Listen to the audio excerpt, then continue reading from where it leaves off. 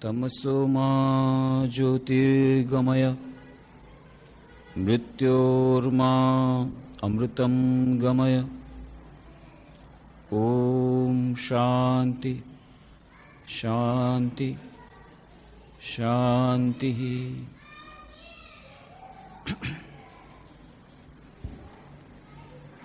एकाग्रता અને ધ્યાન એ વિષય પર આપણે 60 ચર્ચાઓ કરી અને આપણે જોયું કે એકાગ્રતા અને ધ્યાન એ બંને આપણા દૈનંદિન જીવનમાં તેમજ આધ્યાત્મિક જીવનમાં કેટલા મહત્વપૂર્ણ છે, બંને વચ્ચેનો શું સંબંધ છે, એકાગ્રતા અને ધ્યાનને પ્રાપ્ત કરવાના વિભિન્ન ઉપાયો અને એ પ્રાપ્ત કરવા જતાં જે વિભિન્ન અંતરાયો આવે છે, બાધાઓ આવે છે, તેનું નિરાકરણ કેવી રીતે કરી શકીએ, ધ્યાનના વિભિન્ન પ્રકારો, આવી રીતે ઘણી બધી ચર્ચાઓ આપણે કરી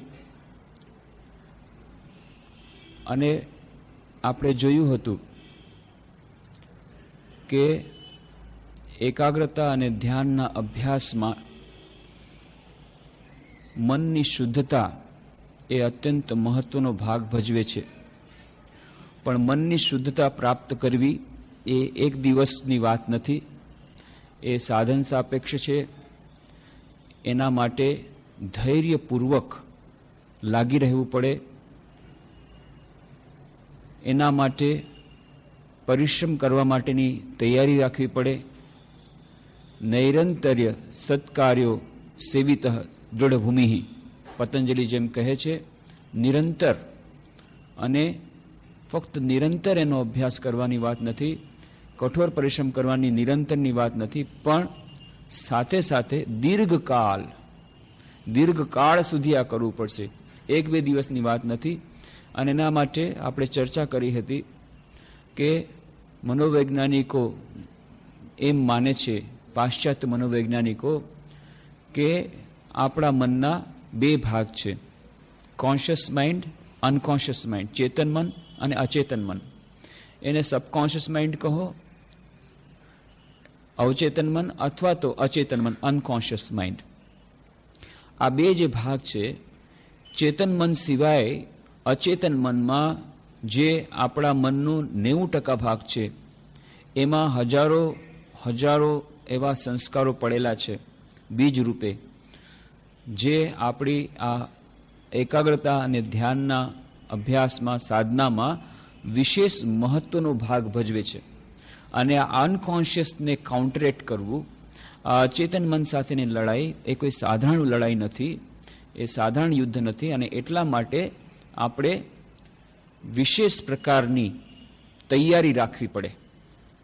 એ તૈયારી જો નહીં હોય, જો આપણે અધીર થઈ જશું કે અરે આટલા દિવસો થયા હજી તો કંઈ થયું નથી, 60 ચર્ચાઓ થઈ ગઈ, એકાગ્રતા અને ધ્યાન કંઈ તો થયું નથી, તો નહીં ચાલે.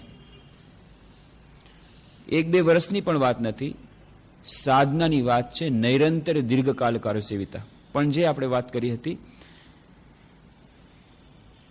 નાનકડી એક વાત પણ આપણને ક્યારેક મોટા કાર્યો માટે સફળતા આપશે, મોટી ઉપાધિમાંથી ઉગારશે. નાનકડો થોડોક પણ અભ્યાસ આ એકાગ્રતા અને ધ્યાનનો આપણને જીવનમાં થોડી ને થોડી સફળતા બક્ષશે. અને એ ક્યારે ખબર પડે છે? જ્યારે પરીક્ષાનો સમય આવે છે ત્યારે. જીવનની જ્યારે પરીક્ષા આવે છે ત્યારે જે સાધકો એકાગ્રતા અને ધ્યાનનો અભ્યાસ કરતા હોય છે એ અને જે સાધકો અભ્યાસ નથી કરતા, એ બંને વચ્ચેનું અંતર સમજાઈ જાય છે. કેટલાય લોકો કહે છે, શું થયું, આટલા દિવસો સુધી તમે મંદિરમાં જાઓ છો, આટલા દિવસો સુધી આ પુસ્તકો વાંચો છો, આટલા દિવસો સુધી એકાગ્રતા ધ્યાનનો અભ્યાસ કરો છો, પરિણામ તો કંઈ દેખાતું નથી. પણ આ પરિણામ ક્યારે દેખાશે? પરીક્ષાના સમયે. જીવનની જ્યારે પરીક્ષા આવે છે, જ્યારે કોઈ સગા સંબંધીનું મૃત્યુ થયું, કોઈ રોગશૈયા પર છે, અથવા આપણે પોતે રોગશૈયા પર છીએ, ત્યારે આ અંતર સમજાઈ જાય છે. જે લોકો એકાગ્રતા અને ધ્યાનનો અભ્યાસ કરતા હોય છે, એટલો વિચલિત થતા નથી. એ લોકોને પણ દુઃખ જરૂર થાય છે, કષ્ટ જરૂર થાય છે, પણ જે સંપૂર્ણ રીતે વિચલિત થઈ જવું, માનસિક રીતે ભાંગી પડવું, એ ભાંગી પડવું એ એકાગ્રતા ધ્યાનના અભ્યાસ કરવાવાળાને નથી થતું. કેમ? કારણ કે શ્રી કૃષ્ણ ભગવાન જેમ ગીતામાં કહે છે, સ્વલ્પમ અપ્યસ્ય ધર્મસ્ય ત્રાયતે મહતો ભયાત. આ યોગનો થોડોક પણ અભ્યાસ મહાન મહાન વિપત્તિમાંથી રક્ષા કરે છે.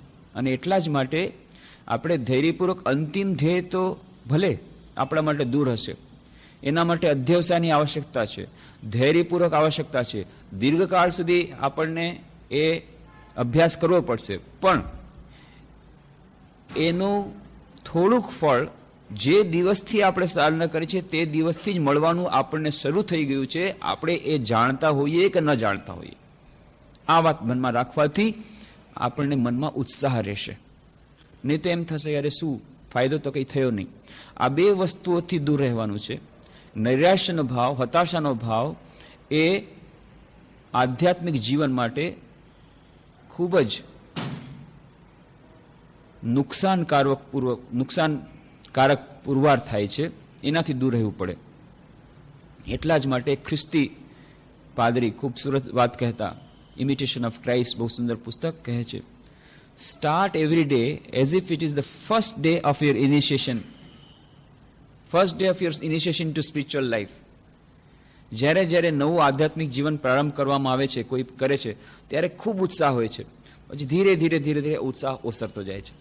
પણ દરેક દિવસે શરૂઆતમાં you start every day as if it is the first day of your initiation spiritual life. એ જો યાદ રાખવામાં આવે, દરરોજ આજે સવાર થયું, આજે મારો મંત્ર દીક્ષાનો પહેલો દિવસ છે, આજે મારી આધ્યાત્મિક સાધનાનો પહેલો દિવસ છે. પહેલા દિવસે કેટલો ઉત્સાહ હતો જ્યારે શરૂઆત કરી, એ જ ઉત્સાહથી આજથી ફરી શરૂઆત કરવાનું છે. અને start the day as if it the first day of your initiation and the last day of your early life. દરેક દિવસે એમ વિચારીએ કે આ આપણા આધ્યાત્મિક જીવનનો મંત્ર દીક્ષાનો પહેલો દિવસ છે અને આપણું જે પાર્થિવ જીવન છે એનો અંતિમ દિવસ છે. બંને રીતે આપણને ઉત્સાહ પ્રેરશે. એક, જ્યારે જ્યારે આધ્યાત્મિક જીવન પ્રારંભ થાય છે ત્યારે ખૂબ ઉત્સાહ હોય છે, એ ઉત્સાહ આપણામાં આવશે. અને બીજું, એ ઉત્સાહ ઓસરી જાય છે કેમ? એના ઘણા બધા કારણો, પણ એ બધા કારણો હોવા છતાં પણ જો એને સમજાઈ જાય કે આજે મારો છેલ્લો દિવસ છે, તો બસ એ ઉત્સાહ પોતાની મળે આવશે. છેલ્લો દિવસ, આજે જે કંઈ કરવું એ કરી લ્યો. અને ત્યારે અંતકાળમાં જે મને સ્મરણ કરે, અંતકાલેમાં આવે એ બધી વાત ગીતામાં યાદ આવશે કે અરે અંતકાળમાં તો સ્મરણ કરવાથી, ભગવાન નામ લેવાથી, હવે આજે છેલ્લો દિવસ છે. સંત એકનાથની આપણે વાત કરી હતી. એક માણસને ખૂબ ક્રોધ આવે છે, ઘણા દુર્ગુણો આવી ગયા છે, જીવનમાં અશાંતિ છે, અને જાય છે સંત એકનાથ પાસે કે આવી રીતે હું આ બધા સંકટમાં પડી ગયો છું, આનાથી દૂર નથી થઈ શકતો, ઘણા ઉપાયો કર્યા, પણ ગમે તે રીતે આ મારા દુર્ગુણો જતા નથી, મનની અશાંતિ જતી નથી, હવે મારે શું કરવું? અને ત્યારે સંત એકનાથ હસીને કહે છે, મારી પાસે તો તને ઉપાય કહેવાના ઘણા બધા હતા, પણ કહીને ફાયદો નથી. કેમ? કે હું જોઉં છું કે તારું જીવન ફક્ત એક અઠવાડિયાનું છે, હવે એક અઠવાડિયામાં તું શું કરીશ મને તો સમજ નથી આવતું, એટલે હવે તને કંઈ કહેવાથી મારે ફાયદો નથી. એક જ અઠવાડિયું મારું જીવન છે, બસ એક અઠવાડિયું જીવન છે, એટલે હવે આ બધા ઉપાયોને પ્રેક્ટિસ કરવાનો કોઈ ફાયદો નથી. અને એ શેઠ પાછા જાય છે, અચાનક ચિંતામાં પડી જાય છે. અરે, સંત એકનાથ પર તેમને વિશ્વાસ હતો. સંતે કહ્યું છે એક જ અઠવાડિયું મારું જીવન છે, એક જ અઠવાડિયું જીવન છે, તો પછી હવે આ બિઝનેસ સોદો કરીને શું ફાયદો? એક જ અઠવાડિયું છે, કોના માટે રાખું છું? અને પછી બ્લેક માર્કેટિંગ કરવાની ઈચ્છા થાય છે, કોના માટે કરું છું? એક જ અઠવાડિયું તો જીવન છે. દાન પુણ્ય કરવાનું જે પોસ્ટપોન થતું હતું, એક જ અઠવાડિયું જીવન છે, મારા હાથેથી કરી નાખું. દાન પુણ્ય કરી નાખ્યું. જે સારા કામ હતા બધા કે મારે પતાવી લેવા છે, હવે એક જ અઠવાડિયું જીવન છે. અને કેટલા લોકો સાથે કોર્ટમાં કેસ હતો, કેટલા લોકોની સાથે ઝઘડો હતો, બધા એને આવે છે, અરે ભાઈ મને માફ કરજો, જે કંઈ થવાનું હોય મારે એક અઠવાડિયું જીવવાનું છે, એના માટે એને મરતી વખતે હું કોઈની સાથે ઝઘડો કરવા નથી માગતો. અને બધા લોકો આશ્ચર્ય થઈ ગયા, આ માણસ આવી રીતે બિહેવિયર કરતો હતો, આનું આખું બિહેવિયર ચેન્જ થઈ ગયું. સમજતા તો અશક્ય હતું, આનો વર્તાવ આટલો સુંદર વર્તાવ થઈ ગયો, કેવો જાદુ થઈ ગયો. અને આખો એનું વર્તાવ બદલાઈ ગયો, એનું ચાલચલન બદલાઈ ગઈ, એનું જીવન બદલાઈ ગયું. અને પછી 7 દિવસ પછી આવે છે, હે પ્રભુ મને આશીર્વાદ આપો, આજે તો મારો છેલ્લો દિવસ છે. આપે કહ્યું તો 1 અઠવાડિયું, તો કે હવે તારા મનની સ્થિતિ વાત કર કે પ્રભુ આપની કૃપાથી મન હવે મારું ખૂબ શાંત છે, અને આપે કહ્યું તો 1 અઠવાડિયું છે, એટલે 1 અઠવાડિયે મેં બધું દાન પુણ્ય કરી નાખ્યું છે, બધું કરી નાખ્યું છે, અને હવે મારે કોઈની સાથે ઝઘડો નથી, કોઈની સાથે નથી, મારો સ્વભાવ પણ સરસ થઈ ગયો છે, મને મનમાં શાંતિ છે. તો કે બસ હવે મારે જે કરવાનું તે થઈ ગયું છે, તારું જીવન હજી ઘણું બાકી છે, હવે શાંતિપૂર્વક જીવન જીવ. પણ જેમ તને કહ્યું તો યાદ રાખજે, દરેક દિવસે એમ જ વિચારજે આ મારો જીવનનો છેલ્લો દિવસ છે. આટલું યાદ રાખીશ તો તારું જીવન શાંતિમાં જશે. તો એ ઇમિટેશન ઓફ ક્રાઇસ્ટની સુંદર વાત, start the new day as if it is the first day of initiation and the last day of your earthly life. આપણા આધ્યાત્મિક જીવનનો પહેલો દિવસ છે, મંત્ર દીક્ષાનો પહેલો દિવસ છે. જે ઉત્સાહ શરૂઆતમાં તો એવો ઉત્સાહ આપણે રાખીએ, અને સાથે સાથે આ આપણા પૃથ્વી પરનો આપણો આ છેલ્લો દિવસ છે.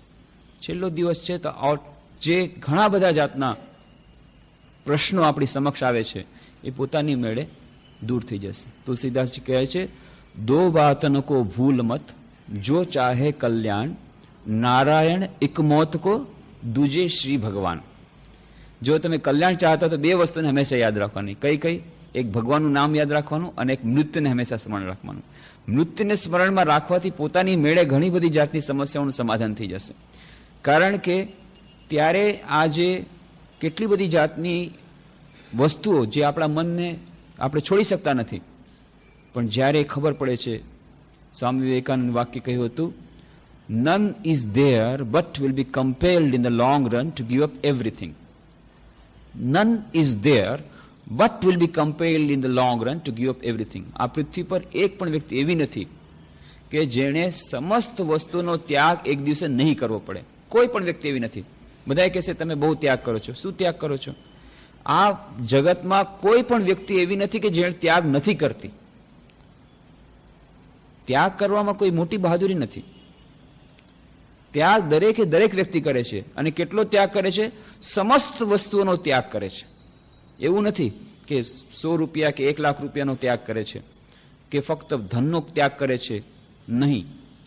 ધન, દોલત, પ્રોપર્ટી, વસ્ત્રો, પોતાની પ્રિયમાં પ્રિય વસ્તુઓ, પોતાના પ્રિયમાં પ્રિય મનુષ્યો, પોતાની પ્રિયમાં પ્રિય વ્યક્તિઓ, બધાનું, અને પોતાના પ્રિયમાં પ્રિય જે છે દેહ, એનો પણ ત્યાગ દરેક વ્યક્તિ એક દિવસે કરે છે. અને એનું જ નામ મૃત્યુ છે.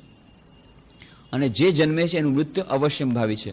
આજ દિવસ સુધી પૃથ્વી પર એક પણ વ્યક્તિ એવી નથી કે જેનો જન્મ થયો હોય અને જેનું મૃત્યુ ન થયું હોય. તો એક દિવસે મરવાનું તો છે જ. એટલે જ યક્ષે પ્રશ્ન પૂછ્યા હતા ને 4 મહાભારતમાં કથા આવે છે. ગયા છે ભાઈઓ ત્યાં, ખૂબ તરસ લાગી છે પાણી પીવાની, અને એટલા માટે નકુલને સહદેવને મોકલે છે ત્યાં પાણીની શોધમાં. અને ત્યાં એક વૃક્ષમાં એ યક્ષ હતો. એ કહે છે પહેલા આ પ્રશ્નનો જવાબ આપ, પછી આ નદીમાંથી પાણી પીશ. જો તળાવમાંથી તે પાણી પીધું એની પહેલા તો તું મરી જઈશ. પણ સહદેવ માનતો નથી, પાણી પીએ છે અને ત્યાં જ મૃત્યુ પામે છે. પછી સહદેવની ખોજમાં નકુલની ખોજમાં સહદેવને મોકલે છે. એ પણ એવી રીતે મરી જાય છે. ભીમ, અર્જુન પણ આવે છે. એ લોકો પણ માનતા નથી, પાણી પીવા જાય છે અને મરી જાય છે. છેવટે યુધિષ્ઠિર આવે છે. યુધિષ્ઠિર પણ યક્ષ કહે છે, જો આ 4 ભાઈઓ મરેલા છે, એ લોકોએ મારું કહ્યું નહીં માનવું, તારી પણ આ જ દશા થશે. પહેલા મારા પ્રશ્નનો જવાબ આપ, પછી પાણી પીજે, અને જો મારા પ્રશ્નનો ઠીકથી જવાબ આપીશ તો આ 4ને હું જીવતા કરીશ, અને નહીં તો તું પણ મરીશ. અને પછી પ્રશ્ન પૂછે છે. એમાંનો એક પ્રશ્ન છે, કિમ આશ્ચર્યમ, આ જગતમાં સૌથી વધારે આશ્ચર્યજનક વસ્તુ કઈ છે? ઘણા બધા પ્રશ્નોમાંનો એક પ્રશ્ન છે. યક્ષ પૂછે છે યુધિષ્ઠિરને કે આ જગતમાં સૌથી વધુ આશ્ચર્યજનક વસ્તુ કઈ છે? અને ત્યારે યુધિષ્ઠિર જવાબ આપે છે કે આ જગતમાં સૌથી આશ્ચર્યજનક વસ્તુ આ છે કે માનવ પોતાની આંખોની સામે દરરોજ જુએ છે. પોતાના સંબંધીઓને મરતા જુએ છે, પોતાના મિત્રોને મરતા જુએ છે, માણસોને મરતા જુએ છે, પશુઓને મરતા જુએ છે. મૃત્યુનો દરરોજ સામનો કરે છે. અને તેમ છતાં દરેકે દરેક વ્યક્તિ મનમાં એવી રીતે માને છે અને એવી રીતે વ્યવહાર કરે છે જાણે એ કોઈ દિવસ મરવાનો નથી. એનાથી વધુ આશ્ચર્યની વસ્તુ કોઈ નથી. આ જગતમાં the surest thing in life is death and the most uncertain thing in life is the time of death. જગતમાં સૌથી વધારેમાં વધારે કોઈ નિશ્ચિત વસ્તુ છે એ છે મૃત્યુ. જેનો જન્મ થાય છે મૃત્યુ અવશ્યભાવી છે. અને સૌથી વધારે અનિશ્ચિત વસ્તુ છે એ છે મૃત્યુનો સમય. કોઈને ખબર નથી કોનું મૃત્યુ ક્યારે કેવી રીતે આવશે, કંઈ ખબર નથી. અને આમ હોવા છતાં, આવું જાણતા હોવા છતાં પોતાના દૈનંદિન જીવનમાં કેટલાય લોકોને મૃત્યુનો સામનો કરતો જોવા છતાં, પોતાના સગા સંબંધીઓને પણ મૃત્યુની સાથે ભેટતા જોવા છતાં દરેકે દરેક વ્યક્તિ એવી જ રીતે વ્યવહાર કરે છે જાણે એ અનંતકાળ સુધી રહેવાનું હોય. જ્યારે કોઈ દિવસ એને આ ત્યાગ નહીં કરવો પડે.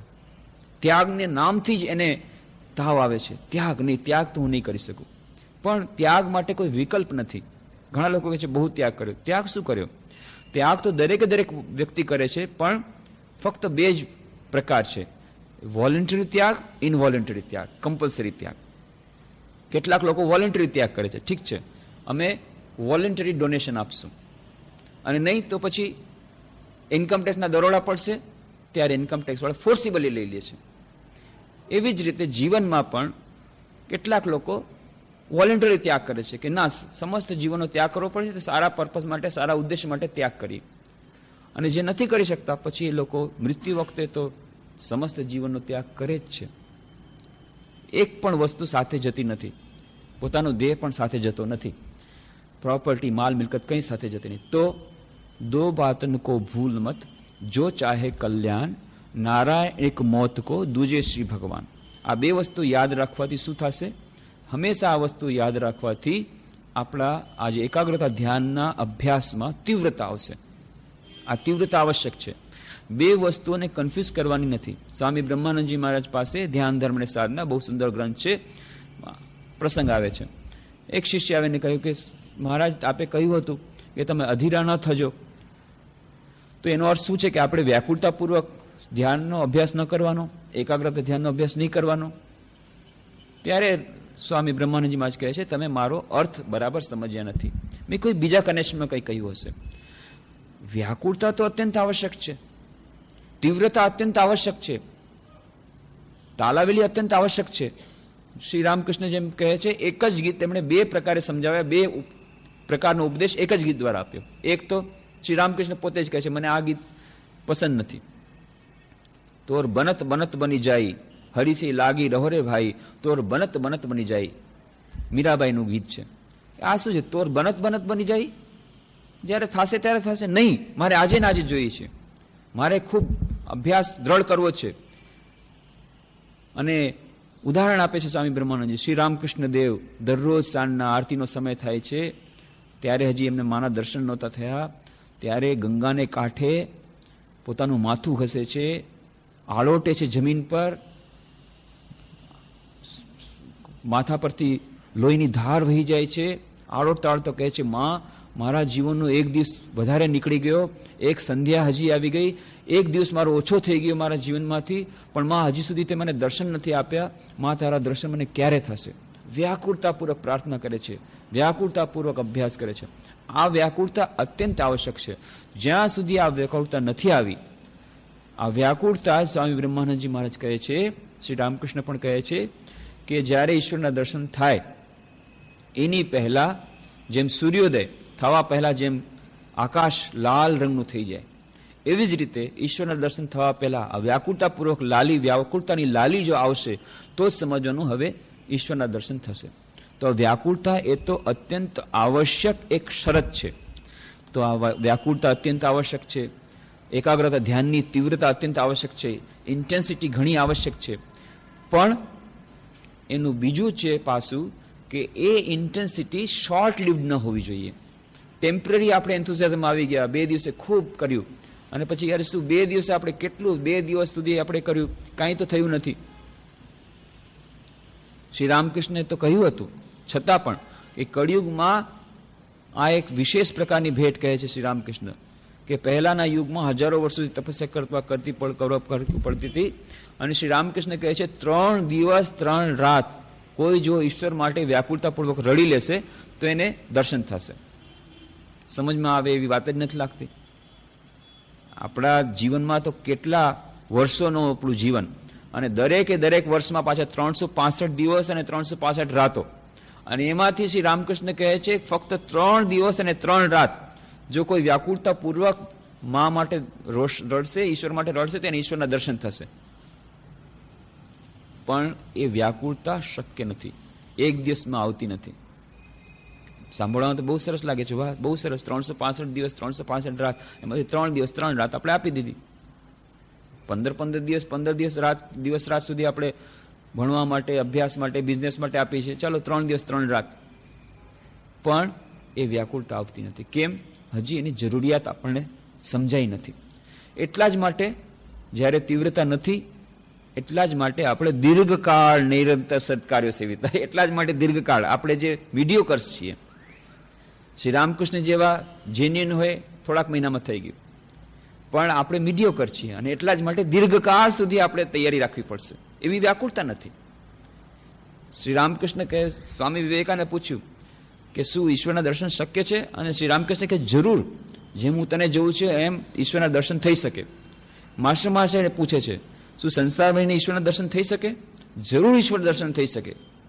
કથામૃતના પહેલા જ ખંડમાં આવે છે. શ્રી રામકૃષ્ણને માસ્ટર મહાશય પછી મહેન્દ્રનાથ ગુપ્ત, ઈશ્વરના દર્શન થઈ શકે? હા, જરૂર થઈ શકે. પણ ચાહે છે કોણ? ઈશ્વરના દર્શન ચાહે છે કોણ? કોને જોઈએ છે? જેને જોઈએ છે એને મળે છે? કે બધાને જોઈએ છે? કે ના, એ બધી મનની વાત છે, બધી કહેવાની વાત છે, કોઈને જોતું નથી. અને કહે છે 3 પ્રકારનું આકર્ષણ થાય એક સાથે તો ઈશ્વરના દર્શન થાય. કેવું આકર્ષણ? કે એક કંજૂસ એનું ધન પ્રત્યે જેટલું આકર્ષણ હોય છે એ, એક સતી સ્ત્રીનું પોતાના પતિ પ્રત્યેનું આકર્ષણ, અને એક માતાનું પોતાના સંતાન પ્રત્યેનું આકર્ષણ, આ 3 આકર્ષણ મળીને એટલું બધું આકર્ષણ જો ઈશ્વર પ્રત્યે હોય તો ઈશ્વરના દર્શન થાય. અને બીજી વાત કરે છે કે જુઓ, ઈશ્વરના દર્શન અવશ્ય થાય, પણ ઈશ્વરને ચાહે છે કોણ? લોકો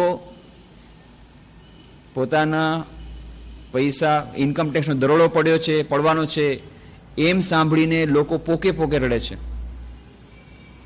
કે ફલાણાનું વ્યક્તિના વિવાહ ન થયા અથવા વિવાહ વિચ્છેદ થઈ એના માટે પોકે રડે છે, કે ફલાણી વ્યક્તિ મરી ગઈ, પોતાના સંબંધી મરી ગઈ એના માટે પોકે રડે છે, પોતાના સ્ત્રી પુત્ર માટે પોકે રડે છે, પોતાના મિત્ર માટે પોકે રડે છે, પોતાના ધન દોલત માટે પોકે રડે છે, મકાન ન મળ્યું, કોર્ટ કેસમાં હારી ગયા, પોકે રડે છે. પણ ઈશ્વર માટે એવી રીતે કોણ રડે છે કે હાય મને ઈશ્વરના દર્શન નથી થયા? એનો અર્થ છે આપણે કહીએ છીએ કે આપણને ઈશ્વરના દર્શન જોઈએ છે, પણ આપણને જોતા નથી. આ એનો પુરાવો છે. સ્વામી બ્રહ્માનંદજી મહારાજ, રાજા મહારાજને કહેવામાં આવતું, એ ખૂબ જ શ્રી રામકૃષ્ણ તો કહેતા ને કે આધ્યાત્મિક પુત્ર એમને માનવા હતા, spiritual son of Shri Ramakrishna. તેમના આધ્યાત્મિક પુત્ર તરીકે એમને ગણવામાં આવતા હતા. અને ખરેખર આધ્યાત્મિક, શ્રી સ્વામી વિવેકાનંદ પોતે કહેતા એ આધ્યાત્મિક તમારા કરતા આગળ છે. તો બોશી સેન એ શ્રી રામકૃષ્ણ મહાન ભક્ત હતા. વિવેકાનંદ રિસર્ચ લેબોરેટરી એમણે ખોલી છે. જગદીશચંદ્ર બોસુના સહાયક હતા, એ પણ મહાન સાયન્ટિસ્ટ હતા. બોશી સેન પોતે પણ મહાન સાયન્ટિસ્ટ હતા, વૈજ્ઞાનિક હતા. અને અલુમોડામાં એમની મોટી લેબોરેટરી ખોલી છે, હજી પણ લેબોરેટરી ચાલે છે, વિવેકાનંદ રિસર્ચ લેબોરેટરી. એમાં ઘણા મોટા પાયે બધું કામ ચાલે છે. એ બોશી સેન એ પણ મહાન ભક્ત રામકૃષ્ણના, અને આવી રીતે સ્વામી બ્રહ્માનંદજીના શિષ્ય હતા. તો એકવાર, અને સ્વામી બ્રહ્માનંદજી પાસે ખૂબ, કારણ કે એ રામકૃષ્ણ મઠ મિશન સાથે એટલા ગાઢ રીતે સંકળાયેલા હતા કે એ મોટા સ્વામીજી સાથે પણ ખૂબ ફ્રીલી વાત કરતા. નિવેદિતા સાથે એમનો સારો સંબંધ હતો, મિસેસ બોશી સેન, મિસ્ટર બોશી સેનનો. તો એ ખૂબ ફ્રેન્કલી બધી વાત કરતા, ફ્રીલી વાત કરતા. અને એવી રીતે હસી મજાક કરી રહ્યા હતા એકવાર. અને મજાકમાં કહ્યું કે રાજા મહારાજને કહે છે તમે એકદમ કંજૂસ છો, એકદમ કંજૂસ છો. કેમ? જુઓ, તમારી પાસે જો લાખોની સંપત્તિ હોય અને તમે જો એમાંથી દાન ન કરો તો કંજૂસ કહેવાવ કે નહીં? તમારી પાસે આધ્યાત્મિક આટલી બધી સંપત્તિ છે, શ્રી રામકૃષ્ણ તમે આધ્યાત્મિક પુત્ર છો, આટલી બધી તમારામાં આધ્યાત્મિક શક્તિ છે, અને તેમ છતાં તમારી ગાંઠ ખોલતા નથી અને બધાની આધ્યાત્મિક આપતા નથી, બધાને ઈશ્વર દર્શન કરાવતા નથી, તો તમે કંજૂસ થયા કે નહીં? મજાકમાં કહે છે. મજાક જ ચાલી રહી હતી. આ મજાક કરતા કરતા અચાનક આ જ્યારે સાંભળ્યું ત્યારે સ્વામી બ્રહ્માનંદજી એકદમ ગંભીર બની ગયા. મજાક થઈ રહી છે, અચાનક ગંભીર બની ગયા અને રડવા માંડી ગયા. આંખમાંથી આંસુ નીકળી ગયા. એક જ શબ્દ કહ્યો સ્વામી બ્રહ્માનંદજી મહારાજે, હુ વોન્ટ્સ? કોણ ચાહે છે? હું તો દેવા ચાહું છું, આધ્યાત્મિક સંપદા વિતરણ કરવા માંગુ છું, પણ નથી કોઈ મળતો એવો લેવા વાળો. હું પોતે દુઃખી જ છું એના માટે થઈને. તું કહે છે હું કંજૂસ છું, હું પોતે એના માટે થઈને આતુર છું, વ્યાકુળ છું કે કોઈ મળે તો એને આપું, આ સંપદ આપું. Nobody is there to receive. Receiver કોઈ મળતો નથી. Who wants? કોને જોઈએ છે ઈશ્વરના દર્શન? આવે છે બધા સાધુ મહાત્મા પાસે, મંદિર માટે, બધા માટે, કેટલા બધા ઉપાયોથી. પુત્ર નથી થતો, પુત્ર જોઈએ છે, પૈસા નથી આવતા, ત્યારે કોર્ટમાં કેસ ચાલી રહ્યો છે, કોર્ટમાં કેસ જીતાવી દો. કેટલા બધા કાર્યો માટે સાધુઓ પાસે જાય છે, મંદિરમાં જાય છે. અથવા તો બહુ વધારે તો મનની શાંતિ નથી મળતી. અચ્છા કોઈનું મૃત્યુ થઈ ગયું, મનની શાંતિ નથી મળતી, ચલો થોડીક જ્ઞાનની વાતો સાંભળ, મનની શાંતિ, આ છે મેક્સિમમ. પણ ઈશ્વરના દર્શન નથી થયા, ઈશ્વરના દર્શન નથી થયા એવી માંગ લઈને કોણ આવે છે? અને સ્વામી બ્રહ્માનંદ કે હુ વોન્ટ્સ? કોને જોઈએ છે? હું તો અહીંયા તૈયાર બેઠો છું. તો એટલા માટે આપણામાં જ્યારે આવી તીવ્રતા નથી, આવી વ્યાકુળતા નથી, તો પહેલાં તો આવી તીવ્રતા લાવવાનો પ્રયત્ન કરવો જોઈએ. પણ સાથે સાથે આ તીવ્રતા એક બે દિવસની વાત નથી, કારણ કે આપણે મીડિયોકર છીએ. એટલા માટે દીર્ઘકાળ અને નિરંતર સત્કાર્ય સેવિતા, જે પતંજલિએ વાત કરી, એના માટે તૈયાર રહેવું પડે. અને એટલા માટે એકાગ્રતા ધ્યાનનો નિરંતર દીર્ઘકાળ સુધીના અભ્યાસ માટે તૈયારી રાખવી પડે, વિધાઉટ લૂઝિંગ ઇન્ટેન્સિટી. જેટલી ઇન્ટેન્સિટી આપણે વધારી શકીએ, તીવ્રતા વધારી શકીએ, વધારવાનો પ્રયત્ન કરીએ. અને ધૈર્ય ખોયા વગર આ બંને વસ્તુઓને સમજવાની વાત છે. અધીર બનવાનું નથી, ધૈર્ય ખોવાનું નથી, તાલ ભંગ ન હો પાય એ વાર્તા યાદ રાખવાની છે. નારદ મુનિની પેલી વાર્તા યાદ રાખવાની જે આપણે કહી હતી કે પેલો સાધક નાચી ઉઠે છે, ઓ આંબલીના ઝાડમાં જેટલા પત્તા છે એટલા જન્મ થયા પછી તો મને મુક્તિ મળશે ને, વાહ વાહ વાહ, છેવટે તારે મુક્તિ મળશે મને ખરી. અને નાચે છે, ઈશ્વરના દર્શન થશે ખરા, નાચવા માંડી ગયો. અને ત્યારે ને ત્યારે ઈશ્વરના દર્શન થયા. અને બીજાને કોઈ તારે ફક્ત હવે 4 જ જન્મ લેવાના બાકી છે, આટલી બધી મેં કઠોર તપસ્યા કે હજી મારે 4 જન્મ લેવા પડશે ઈશ્વરના દર્શન માટે. અને એ ભાંગી પડે છે, સાધના મૂકી દે છે. તો એ જે ધૈર્ય સાધના કરવા માટેની અધ્યવસાય, જેમ સ્વામી વિવેકાનંદ કહે છે, યુ મસ્ટ હેવ ટ્રેમેન્ડસ પરઝિવિયરન્સ. અધ્યવસાયની ખૂબ આવશ્યકતા છે, ખાસ કરીને એકાગ્રતા ધ્યાનના અભ્યાસમાં. દરેકે દરેક વસ્તુમાં અધ્યવસાયની આવશ્યકતા છે. બિઝનેસમાં આગળ વધવું હોય, ભણવામાં આગળ વધવું હોય, દરેકે દરેકમાં અધ્યવસાયની આવશ્યકતા છે. પણ એકાગ્રતા ધ્યાનના અભ્યાસ માટે તો આ અધ્યવસાય, પરઝિવિયરન્સ ઇઝ અ મસ્ટ. કેમ? Because is a long drone process. તો કહે છે we must have tremendous perseverance. I will drink the ocean, says the persevering soul. At my will the mountains will crumble up into dust. Have that sort of energy, that sort of will, that sort of perseverance, and you will reach the goal. હું સમુદ્રનું પાણી પી જઈશ. સમુદ્રનું પાણી પીવામાં કેટલો સમય લાગે? એક glass કરીને તમે કેટલું પાણી, પણ એના માટે પણ હું તૈયાર છું. પણ સમુદ્રનું પાણી પીને સુખાવીશ. જે વાર્તા કહી હતી કે એ ચકલો અને ચકલી માળામાં ઈંડા હતા, અને સમુદ્રનું મોજું આવ્યું અને ઈંડા તણાઈ ગયા. અને ચકલો ચકલીને આવીને જોઈએ છે ઈંડા તણાઈ ગયા છે, ખૂબ દુઃખી થઈ ગયા. હવે શું કરવું? બસ કામમાં લાગી ગયા. પરઝિવિયરન્સ, કેટલો અધ્યવસાય. રોળવા બેસવા નહીં, અરે હાય હાય મારા ઈંડા ગયા, હવે મારે શું કરવું? પુરુષાર્થમાં લાગી ગયા. જાય છે ચકલો ચકલી બંને, સમુદ્રમાંથી થોડુંક પાણી ચાંચમાં લે છે અને રેતીમાં નાખે છે. વળી સમુદ્રમાં જાય છે, ચાંચ ડૂબાડે છે, પાણી થોડું લઈ રેતમાં ડૂબાડે છે. સમુદ્ર દેવતાને આશ્ચર્ય થયું કે આ શું કરી રહ્યા છે. અને સમુદ્ર દેવતા કહે છે, પૂછે છે, આ તમે શું કરી રહ્યા છો? કે આ સમુદ્ર સમુદ્ર દેવતા એ બહુ મહાન નાલાયક છે. એણે અમારા ઈંડા લઈ લીધા છે, અમે આ સમુદ્રને સૂકવી નાખશું. આવી રીતે પાણી ઉલેચીને આખું પાણી ખતમ કરી નાખશું અને અમારા ઈંડા અમારા પાછા જોઈએ. એટલા માટે અમે આ પાણી ઉલેચી રહ્યા છીએ. અને એના અધ્યવસાય પર સમુદ્ર દેવતા પ્રસન્ન થઈ અને ઈંડા એમને પાછા આપી દે છે. આ વાર્તા સંભળાવવામાં આવે છે એ કહેવા માટે કે આધ્યાત્મિક જીવનમાં પુરુષાર્થનું કેટલું મહત્વ છે અને કૃપાનું કેટલું મહત્વ છે. કૃપાનું મહત્વ છે જ, પણ સમુદ્ર દેવતા કૃપા ક્યારે કરી? જ્યારે એમણે જોયું કે આ ચકલો ચકલી અધ્યવસાયપૂર્વક કામમાં લાગી ગયા પુરુષાર્થમાં અને સમુદ્રનું પાણી સુકાવવા માટે થઈને ચાંચમાં લઈને પાણી લઈને ઉચેલવા માંગે છે. ત્યારે એમને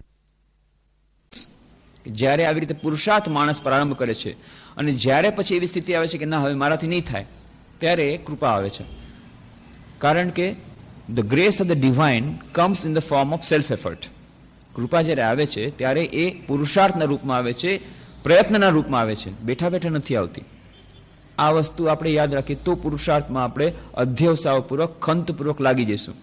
પણ જો બેઠા રહીશું, હાય હાય મારા ઈંડા ચાલ્યા ગયા, હાય હાય મારાથી કાંઈ નથી થતું, જો ભગવાનની ઈચ્છા થશે તો થશે.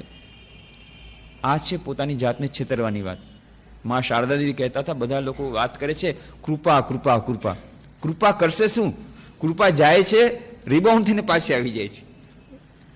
કૃપાને મેળવવા માટેની જે માનસિક સ્થિતિ નથી, એટલા માટે કૃપા તો મોકલીએ છીએ અમે લોકો, પણ કૃપા પાછી આવી જાય છે. એને તો રિસીવ કરવી પડે કૃપાને. કૃપાને કોઈ મેળવતું જ નથી. એટલે કૃપા મેળવવા માટેની પણ પાત્રતા જોઈએ. પાત્રતા આવે પુરુષાર્થ કરવાથી. એટલે મા શારદે કહેતા કૃપાની વાત કરે છે. કૃ અને પછી પા. પહેલા પહેલા કર્મ કરો અને પછી પાવાની વાત કરો, ત્યારે કૃપાની વાત કરો. એમને એમ કૃપા થશે તો થશે. પોતાની જાતને છેતરવાની વાત. દુર્યોધન બુદ્ધિ ત્યાગ કરવો પડે. આપણે વાત કરી હતી અહંકારિતાની, કે અહંકારિતા કેટલા રૂપમાં આવે છે અને કેવી રીતે એકાગ્ર ધ્યાનમાં સહાય એ વચમાં નડતરરૂપ થાય છે. દુર્યોધન બુદ્ધિ ઘણીવાર આપણામાં આવી જાય છે.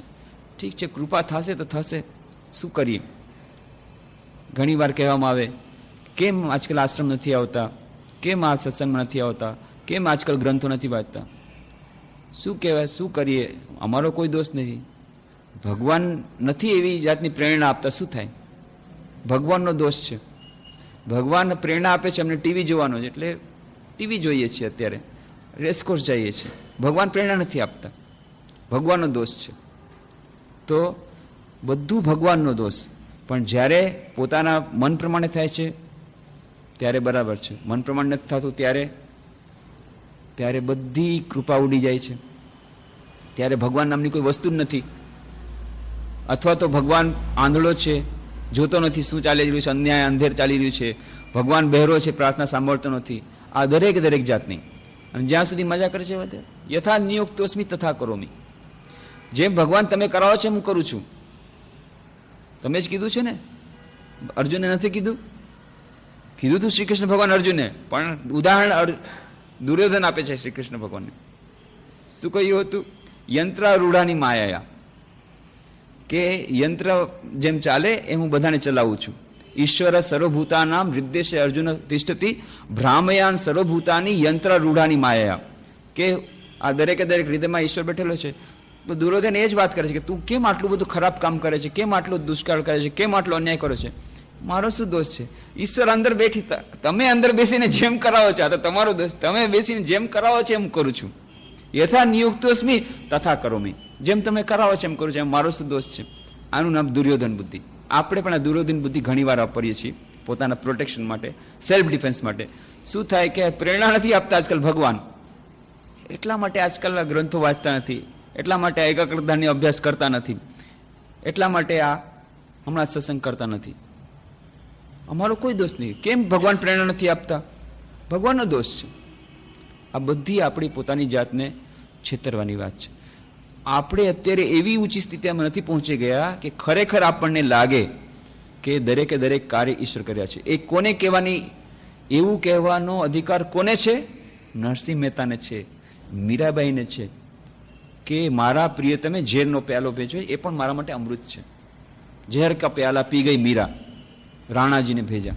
પી ગઈ, ઈશ્વરે ભેજો મોકલ્યો છે.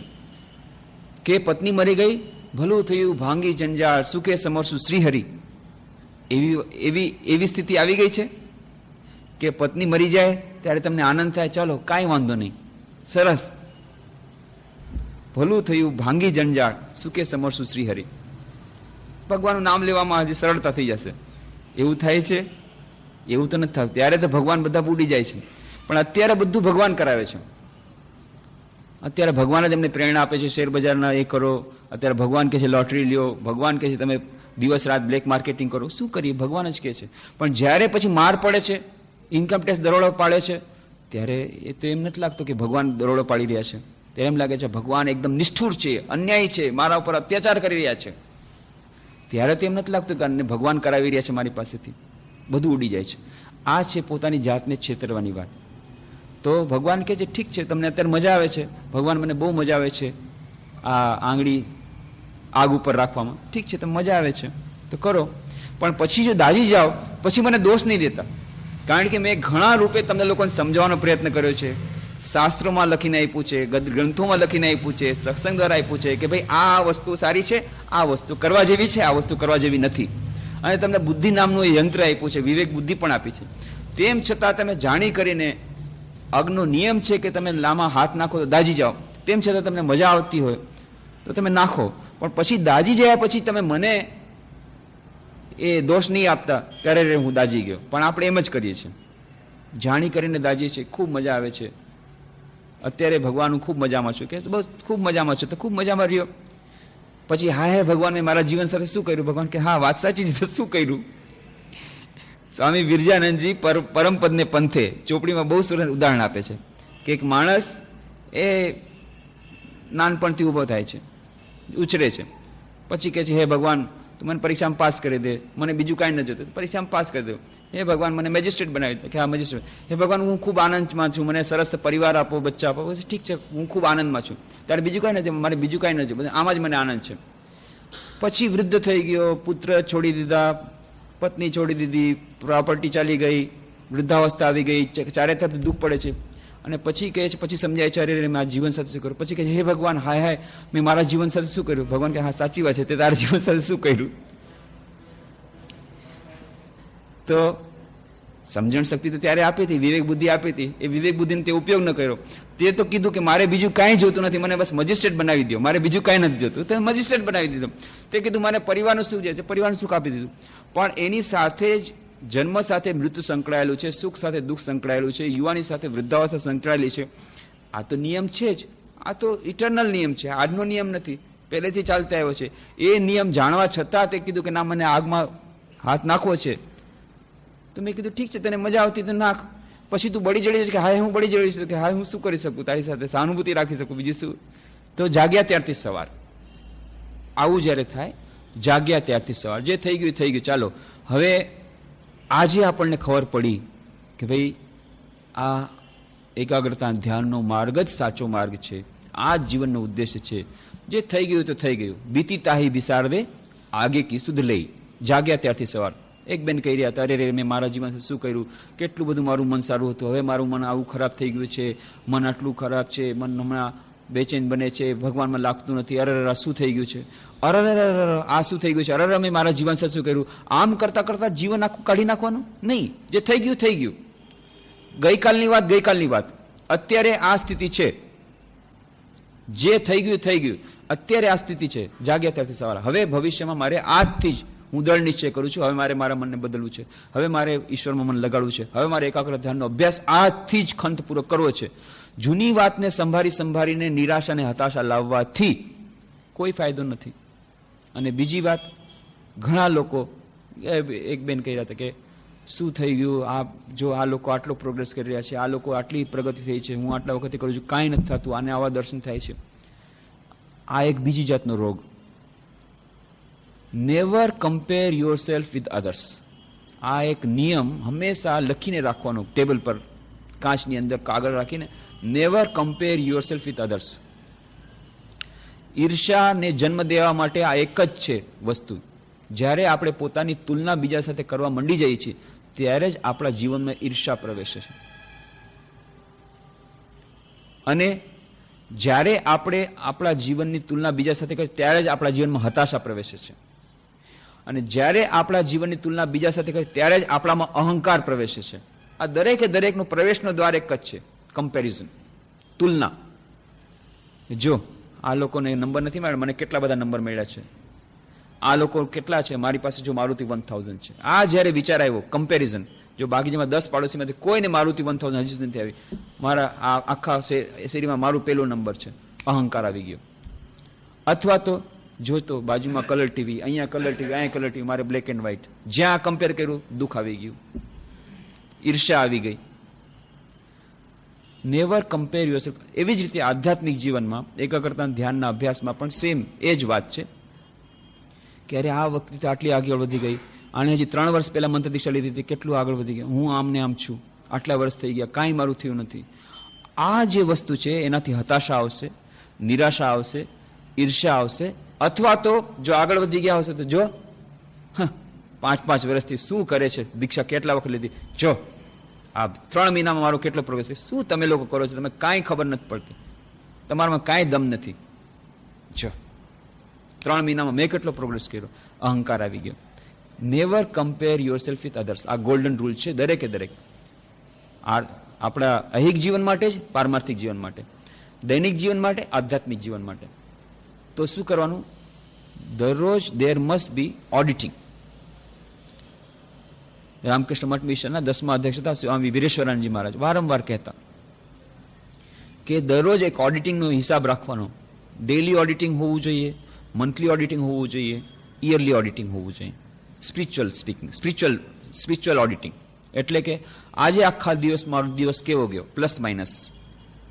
મેં વિચાર કર્યો હતો કે આવી રીતે મારું જીવન જીવવું છે, તો આજે આખા દિવસમાં મેં કેટલી વાર ભગવાનનું નામ લીધું, આજે આખા દિવસમાં મેં કેટલી વાર સારું કામ કર્યું, કેટલા ખોટા કામ કર્યા. તો ઠીક છે, આજનો આ હિસાબ છે. આવતીકાલે આઈ વિલ બી બેટર.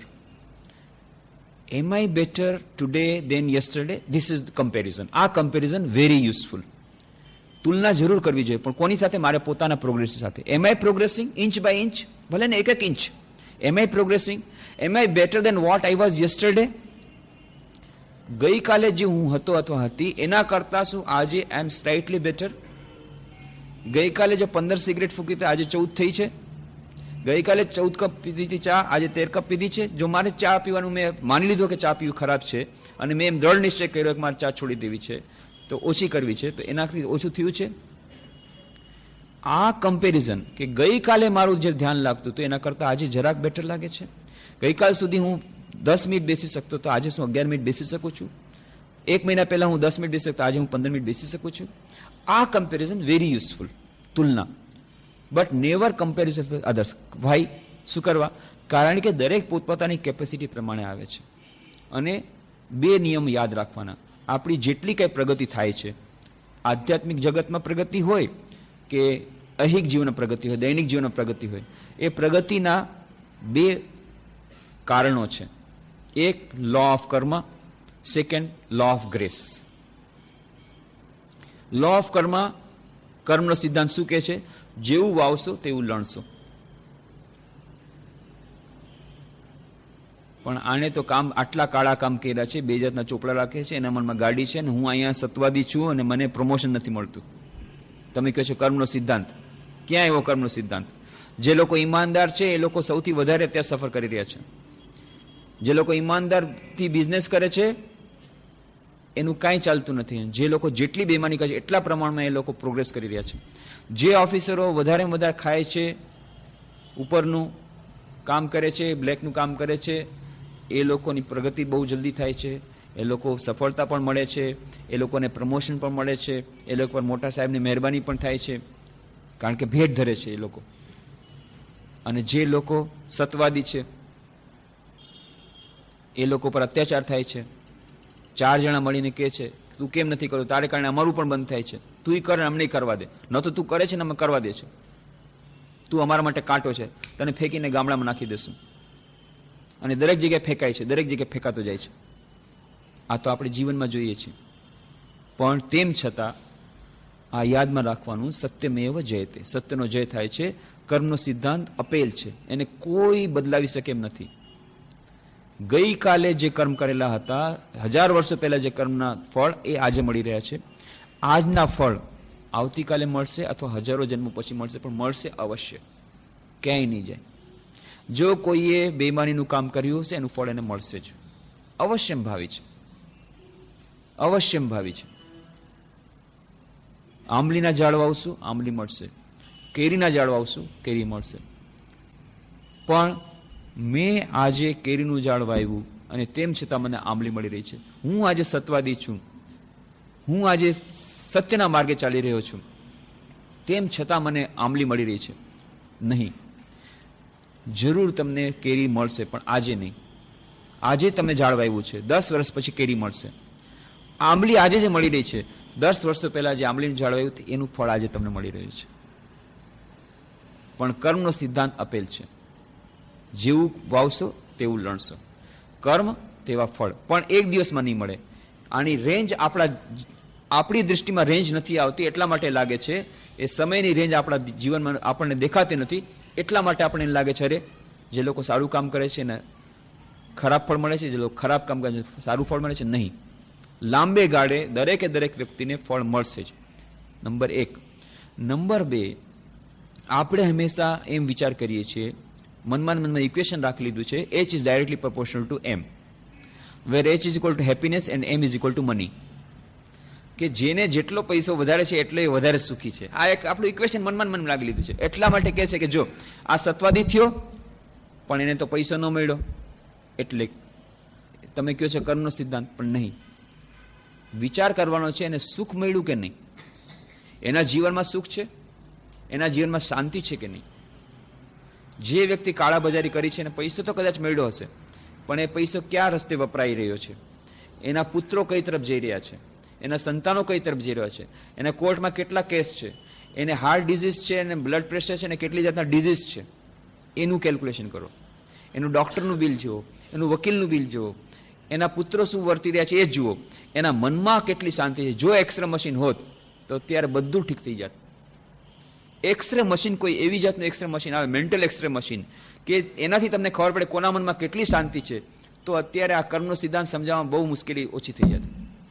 કોઈ પણ વ્યક્તિએ જેણે આવી રીતે દુરાચારથી દુષ્કર્મો કર્યા છે અને જીવનમાં સો કોલ્ડ સફળતા મેળવી છે, સો કોલ્ડ સફળતા, બહારથી લાગે છે ઓ કેટલી મોટી હવેલી થઈ ગઈ, કેટલો મોટો બંગલો થઈ ગયો, કેટલી મોટી ગાડી આવી ગઈ, એ બધું ભલે બરાબર છે, પણ તમે મેન્ટલ એક્સરે મશીન મૂકી દો ત્યાં, એના મનમાં શાંતિ છે, એના જીવનમાં શાંતિ છે, એના પરિવારમાં શાંતિ છે, તો તમને ખબર પડશે કે ના, કર્મનો સિદ્ધાંત આપેલ છે. જેણે જેટલા દુષ્કર્મ કર્યા છે એટલું જ એના જીવનમાં અશાંતિ મળશે. આજે નહીં હોય, કાલે આવવાની છે, તૈયારીમાં છે. અને જેટલી જોરથી આવવાની, જેટલી વધારે અશાંતિ આવવાની છે એટલી જરા દૂરથી આવશે, જરા મોડેથી આવશે. કેમ? કારણ કે ઇન્ટેન્સિટીની વધારે આવવાની છે. એટલા માટે આ કર્મનો સિદ્ધાંત એ એક સિદ્ધાંત. બીજો એક સિદ્ધાંત પણ ઓપરેટ કરે છે સાયમલ્ટેનિયસલી, પેરેલલ, ખાસ કરીને ભક્તોના જીવનમાં, લો ઓફ ગ્રેસ, કૃપાનો સિદ્ધાંત. તો વિશેષ કરીને ભક્તોની જ્યારે વાત ચાલે છે ત્યારે ભક્તો પર એક બીજો સિદ્ધાંત પણ કામ કરે છે, ભગવાનની કૃપા. ભગવાનની કૃપા પણ પુરુષાર્થ ઉપર આધાર રાખે છે, પણ તો કે એ ભગવાનના કૃપાના નિયમો જાણવા આપણી બુદ્ધિથી પાર છે. પણ કેટલાકને આપણે જોયું છે કે એ લોકો બહુ ઓછી સાધના કરે છે, બહુ જલ્દી એને પ્રગતિ મળે છે. ભગવાનની કૃપા, એ આગળ વધી ગયો, દૈનિક જીવનમાં આગળ વધી ગયો, વ્યવહારિક જીવનમાં આગળ વધી ગયો, એને સફળતા મળી રહી છે, એને આધ્યાત્મિક જીવનમાં પણ સફળતા મળી રહી છે. ભગવાનની કૃપા એના ઉપર ઉતરી છે. આ પણ બને છે, આપણે જોયું છે. પછી એ કૃપા પાછળ કોઈ કેમ કહેશે કે ના, પૂર્વજન્મમાં એને સારા સંસ્કાર હતા અને પૂર્વજન્મમાં સારા કર્મ હતા, એને કારણે આ વખતે કૃપા એના ઉપર વધારે ઉતરી રહી છે. એ ભલે એનું જસ્ટિફિકેશન ગમે તે રીતે કરે, પણ આવું જોવામાં આવ્યું છે કે કૃપાનો સિદ્ધાંત પણ સાથે સાથે કામ કરે છે. સ્વામી વિવેકાનંદ આ ઈર્ષ્યા નામનો રોગ છે એનાથી દૂર થવા માટે બહુ સુંદર ગોલ્ડન રૂલ બતાવે છે, સોનેરી ઉપાય.